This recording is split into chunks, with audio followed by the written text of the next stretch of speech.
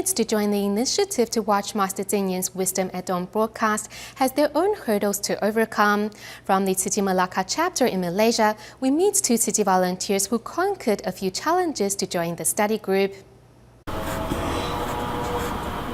Making deliberate strokes to write Chinese characters, 47-year-old Ho Meizhen has difficulty even writing her own name. She is mildly mentally disabled, so although she went to school, she is still not able to write very well. A childhood fever affected Ho Meizhen's brain and slowed down her ability to learn ever since. However, her participation in watching Master Cheng Yen's Wisdom at Dawn broadcast has actually improved her penmanship. Before, I didn't know how to write, but since I came here, I told myself that I needed to learn how to do so. She looks at each character and meticulously copies down the word. Now her penmanship is beautiful. During the process of copying down each word of wisdom, it seems as if Ho Meizhen has taken the Dharma to heart as well, as her temperament has changed. In the past, if you made a comment to her, she would get really upset and escape upstairs to not come down until an hour or two later. But now she has really changed a lot. Meanwhile, for Chen Youjuan, rising early to participate in the initiative is the difficult part.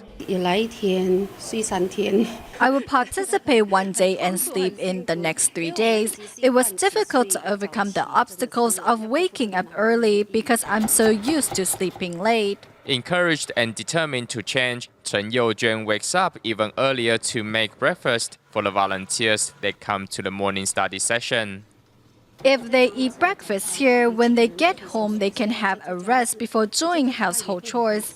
In that way, they will like coming to watch the master's teachings because they can absorb the Dharma and get breakfast too. Sister Youjuan is very thoughtful. After watching the master's teachings and discussions, we can eat breakfast and head off to work on a full stomach. While thinking about others' needs, Chen Youjuan also cultivates her own wisdom. Staying in Malaysia's Malacca, we meet another Tzu Chi volunteer, Yang Duicheng, who was diagnosed with a rare eye disease last year. Thankfully, with help from his counterparts in Japan, Yang made a full recovery and has also inspired his parents to join Tzu Chi's recycling efforts.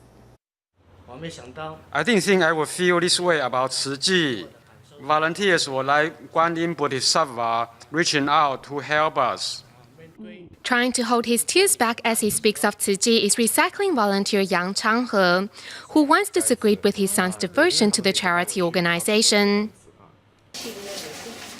After his son was diagnosed with a rare eye disease last year, it was with the help of Japan Tzu Chi volunteers that Yang's son received the treatment he needed. Grateful, Yang Changhe and his wife have since joined their son in Tzu Chi's environmental mission. When I took my son to Japan to receive treatment, the volunteers there would always show us the way or took us wherever we needed to go. Going there to Japan, I didn't feel like I was away from home because all the brothers and sisters there were just like those in Malacca, so I was able to receive my treatment without worries. Prior to receiving treatment, Yang Duicheng wanted to give up, but it was the blessing from Master Cheng Yen that gave him the strength to go on. The master said she has eye and heart problems as well, yet she has been able to still accomplish much. Whatever illness we are faced with, we should receive the necessary treatment.